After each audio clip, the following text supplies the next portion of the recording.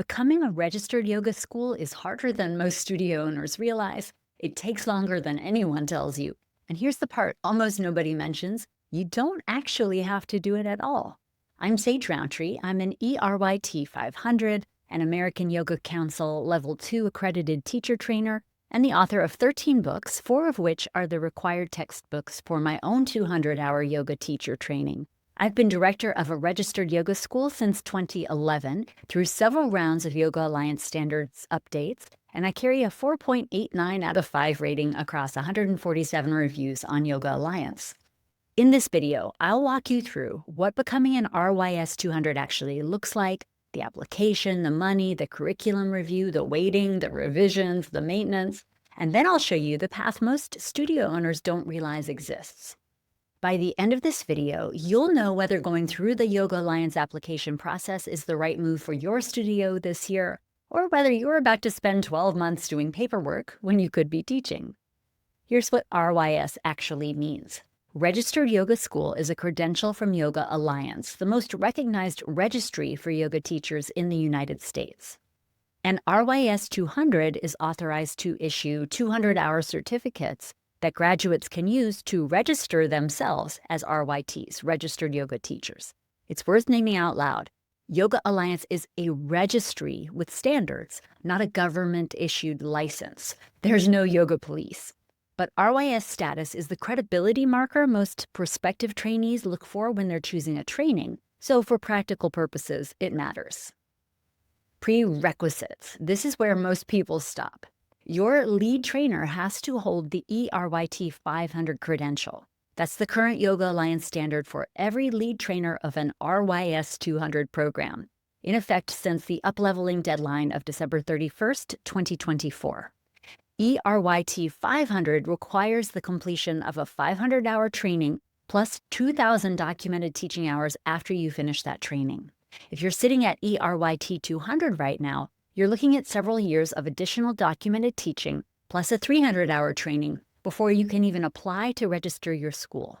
This one prerequisite knocks out most first-time applicants before they write a single word of their curriculum.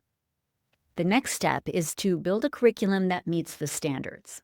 Yoga Alliance requires specific hour counts across 5 educational categories: techniques, training, and practice, 100 hours minimum; teaching methodology, 20 hours; anatomy and physiology, 20 hours; yoga humanities, which is philosophy, history, and ethics, 30 hours; and professional essentials, which is the business side of teaching, plus practicum.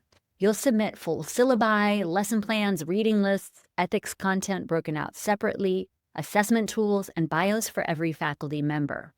If you have never built a curriculum before, plan on this piece alone taking 6 to 12 months of focused work. And it's not a document you can dash off between classes. Yoga Alliance reviewers are looking for depth, coherence, and specific pedagogical rationale for how the hours fit together. The next step is the application fees and the weighting. Expect the initial RYS 200 application fee, then an annual school fee once you're registered, and fees tied to each of your faculty members. The fees aren't the hard part, it's the time. You submit your full curriculum package, and then you wait. Review timelines vary, but plan on several months. Some studio owners wait 6, 8, 12 months before they get their final decision. Because there are revisions. Expect them.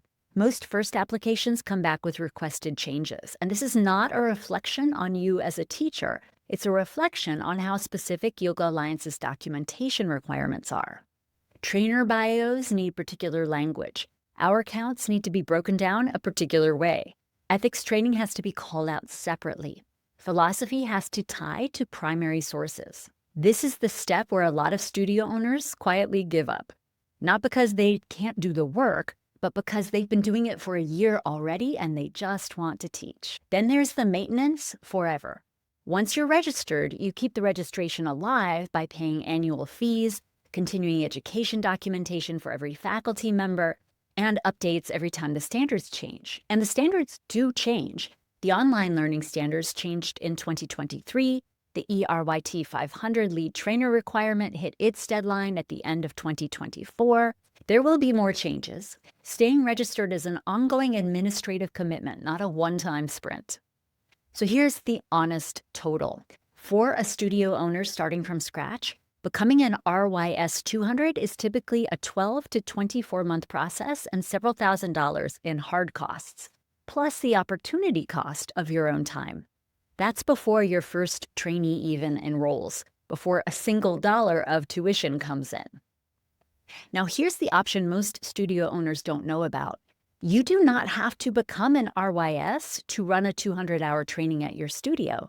You can partner with an existing registered yoga school and deliver their curriculum at your space. Your trainees graduate with a certificate issued by that RYS, fully recognized by Yoga Alliance, and you skip the application process entirely. Here's how my partnership model actually works, because this is the model I offer.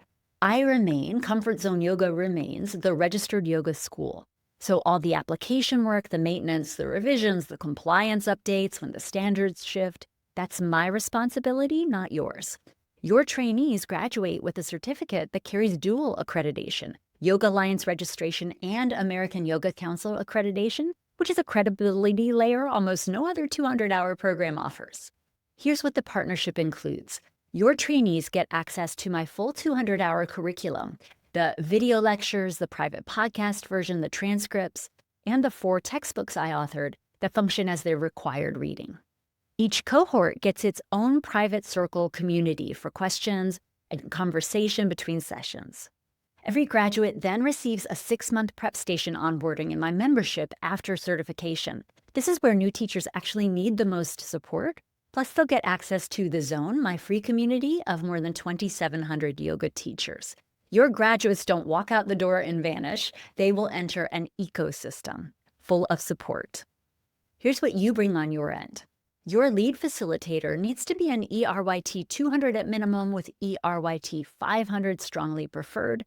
That's the bar for delivering my curriculum under license, not the bar for running your own RYS, which is a higher one. I handle the train the trainer piece, so your facilitator knows the curriculum and the frameworks cold before your first cohort meets. You provide the studio space, the local community, the in-person practice teaching hours, and the hands-on mentorship. That's the part only you can do. Here are a few details worth knowing upfront. Right now, there's no minimum cohort size. If 5 trainees show up for your first round, run it with 5. First cohorts are about reputation, not revenue. Geographic exclusivity is available case by case. We'll figure that piece out during the partnership conversation, depending on your market and your plans. And the pilot version of this partnership is running right now at my own in-person training studio. So this isn't a theory I sketched out on a whiteboard. It is a model I am testing in real time with real trainees. Here's who this partnership is right for. Studio owners with a strong local community, a clear teaching voice, and a facilitator who meets the E-RYT requirement. Experienced teachers without a dedicated studio space who want to run a training under someone else's accreditation while they build their own roster. Studios whose trainees want a Yoga Alliance recognized certificate, but whose owners don't want to spend the next year writing a curriculum and filing paperwork with a registry. And here's who it's not right for. It is not right if your whole reason for running a training is to author your own original curriculum. That is a different path, and it's an honorable one. Go build your RYS, write your own books, lead your own lineage. I will cheer you on. But if the paperwork is the thing standing between you and teaching, partnership is the clean way through. Studio owners, which part of this list is actually your biggest blocker right now? The E-RYT 500 requirement, the curriculum build, or the maintenance forever? Tell me in the comments. I always read every one. If the RYS application process sounds like a year of your life you would rather spend teaching yoga, there's another way. I partner with studios and experienced teachers who want to run a 200-hour without becoming the school themselves. The partner inquiry form is linked below. Fill it out, tell me about your studio and the trainees you want to serve, and we'll have a real conversation about whether this is the right fit. Yoga Alliance doesn't decide whether you are ready to lead teachers. You do. The registry is just paperwork. So the real question isn't whether you can become a registered yoga school. Most of you can eventually if you want to badly enough. The real question is whether that's actually the work you want to spend this year doing, or whether it's just the path you assumed you had to take.